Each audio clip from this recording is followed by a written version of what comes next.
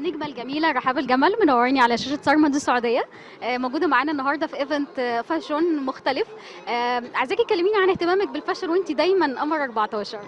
زي كل البنات وزي كل الستات بتابع الموضة والأزياء وكل الجديد وأنا بتابع الجديد لازم أختار اللي يناسبني برضو في النهاية بتحبي يكون ليكي ستايلست معين ولا انتي بتحبي تختاري تحطي بصمتك في كل حاجة؟ لا يعني أنا بحط بصمتي في التمثيل الحاجة اللي متخصصة فيها. بحب الستايلست لو قائمين على عمل، لو حد بيلبسني لإيفنت يعني حفلة لأي مناسبة. لا بحب كل واحد يشوف شغله أفضل. رحاب الجمل عاملة شغل عالي جدا في الاوف سيزون بمسلسل برغم القانون. مسلسل اجتماعي لكن قدر ان هو يخطف الناس. كلمينا عنه وعن الاختلاف بتاعه ان هو في مدينة حقيقية في مدينة بورسعيد. بصي، من بداية ما قريت الورق أنا يعني انبهرت بالفكرة بالمؤلفة نجلاء الحديدي. سرد المشاكل ازاي، احساسها بالمرأة، المشاكل اللي بتعرض ليها بعض السيدات، ثغرات قانونية. يعني عايزة اقولك المسلسل مليان بالمفاجآت ومليان بالمشاكل اللي تخص المرأة.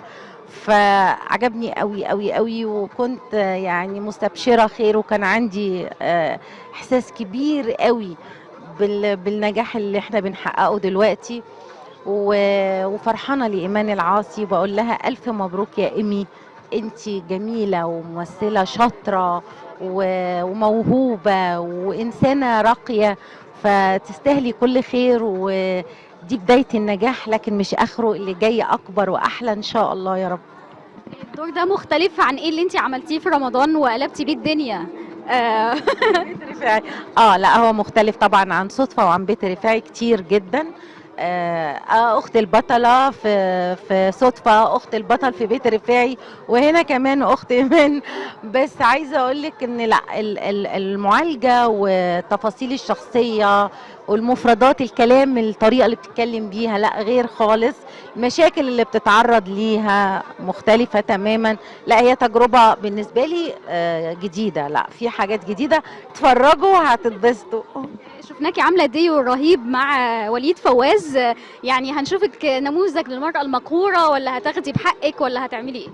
طب ما نشوف بقى، احنا هنشوفها نموذج لمرأة بتتعرض لمشاكل وضغوط وبيحصل منها ردود أفعال. يعني هنشوف كده تنوع. خلينا نتفرج مع بعض ومستنية أسمع رأيكم كلكم إن شاء الله.